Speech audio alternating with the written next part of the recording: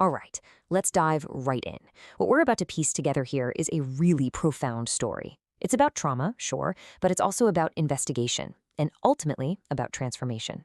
It's like we're looking at a blueprint for healing, one that was drawn from a life lived at the absolute extremes. So the whole journey really kicks off with this one powerful line. It's a total contradiction, right? I don't feel nothing, I feel everything. I mean, think about that. It just perfectly captures what it's like to be completely overwhelmed.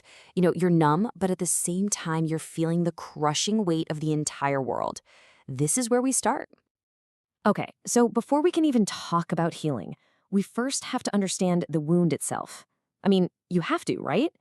And we're starting in a world that is just defined by chaos, by pain, and this really deep sense of betrayal. And this phrase here, barbaric betrayal, this isn't just some random description. You'll see it's more like a recurring echo.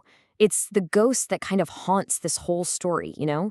This deep, almost primal feeling of being wronged that ends up shaping absolutely everything that comes after it.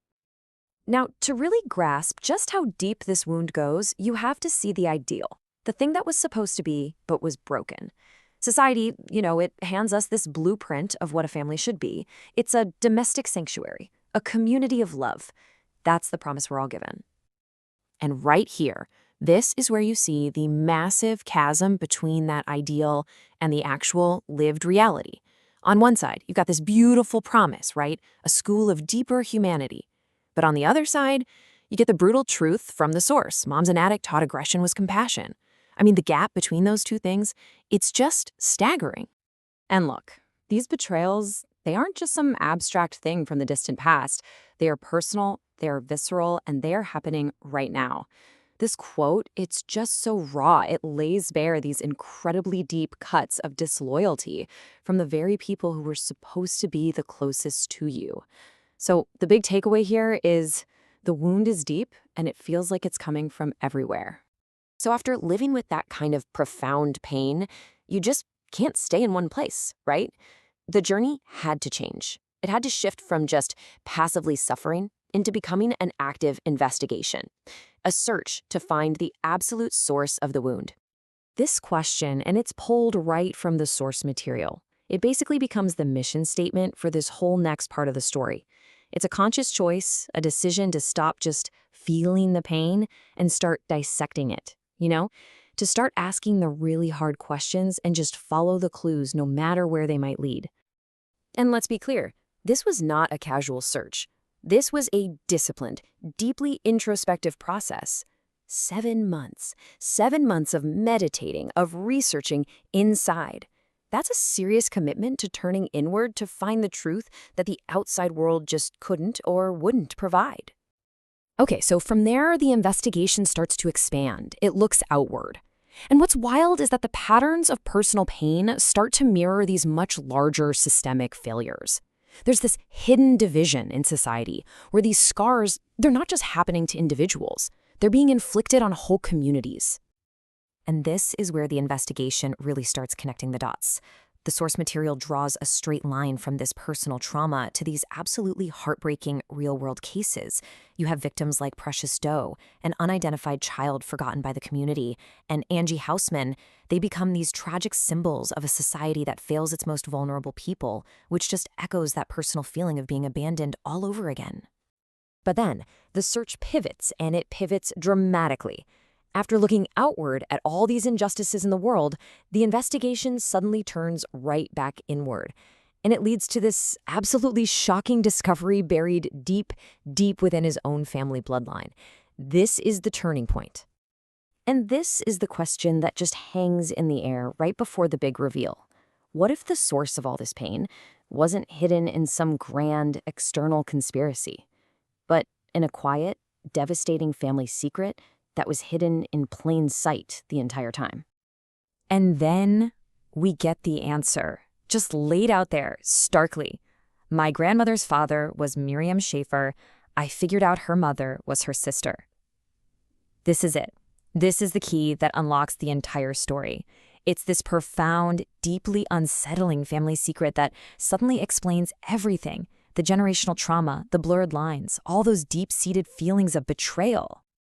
And right after that bombshell drops, there's this quiet, really profound realization.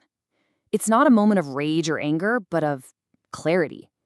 It's like all of a sudden, the chaos has a source, the pain has a name, and everything just starts to fall into place. So, once the source of the wound is finally identified, the whole narrative transforms. This is the final act, and it's all about building a new future. It's about moving from being a victim of a fractured past to becoming the architect of a whole new blueprint for healing. And the sources actually have a name for this transformation, the Yukon shift. And it's really a beautiful metaphor if you think about it. It's this journey from having an ice road heart, a heart that's just frozen solid by trauma and the need to survive, and moving towards this liberated emotional expression. It's like a river finally thawing in the spring. And a really key part of this shift is this concept called myth-making through mistakes. It's such a powerful idea. It's the act of reclaiming your own story. It means you stop looking at your past errors as failures you should be ashamed of, and instead you start seeing them as the bedrock, the actual foundation of who you are. You're turning scars into your own personal mythology. But this journey of personal healing, it doesn't just end with the self. In this final chapter, we get to see how it evolves into something much bigger, into a public mission. It's about channeling all that hard-won clarity into a collective movement for change. And here, you can see the tangible result of all of this. That personal journey actually gave birth to a nonprofit, and it has a really clear mission: to empower other people on their own paths of self-discovery and healing, using the transformative power of their own personal stories.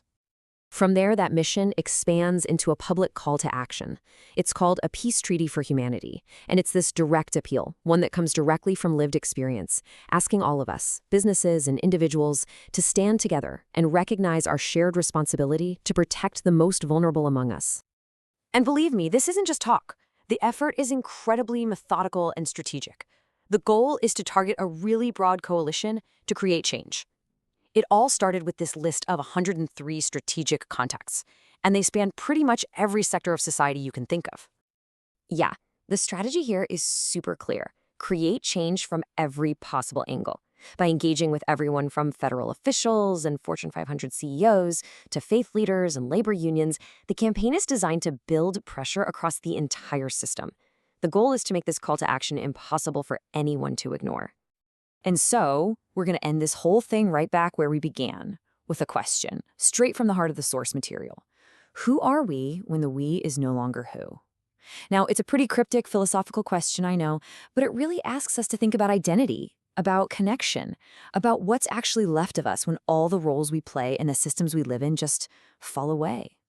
It's a question that really leaves us to continue the investigation for ourselves.